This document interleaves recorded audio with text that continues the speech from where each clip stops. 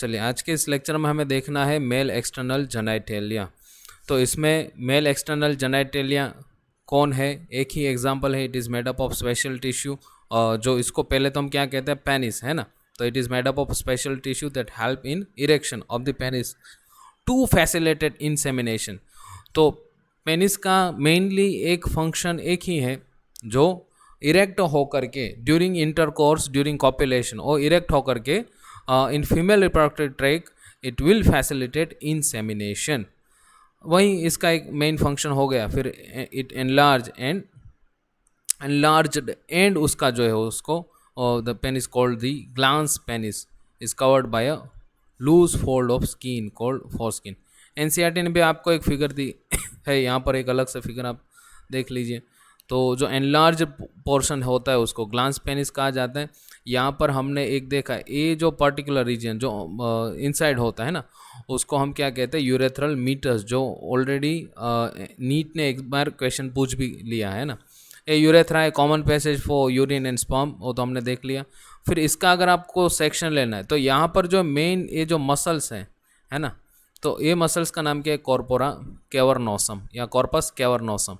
फिर एक दूसरा मसल जो नीचे की ओर होता है तो उसको कहते हैं कॉर्पस स्पॉन्जियोजम।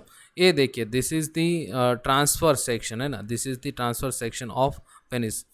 तो देखिए ये यहाँ पर डोर्सल वेन हो गई जो ब्लड सप्लाई करती है।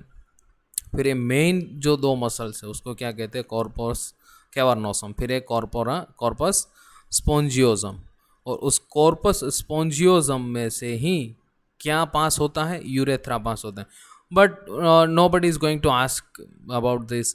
अगर आपको फिर भी रिस्क नहीं लेना है तो ये दिमाग में रखने जैसी चीज़ है। लेकिन नीट जो है वो बहुत ऐसे एक्स्ट्रा टॉपिक पर फोकस नहीं करता। मेनली पेनिस का फंक्शन क्या है, इरेक्ट होकर के इंसेमिनेशन करना।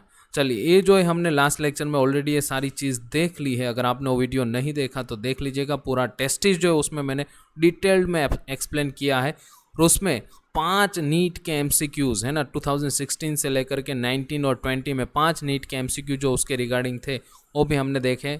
अब नेक्स्ट लेक्चर में हम देखेंगे मेल रिप्रोडक्टरी डक्ट। बहुत शॉर्ट ही चीज़ दिमाग में रखिए, ज़्यादा रट्टा मत मारिए, ये पढ़ लूँ वो पढ़ लूँ, जितना ज़रूरी है उतना ही पढ़ो, क्योंकि ज़रूरी भी बहुत ज़्यादा है ना।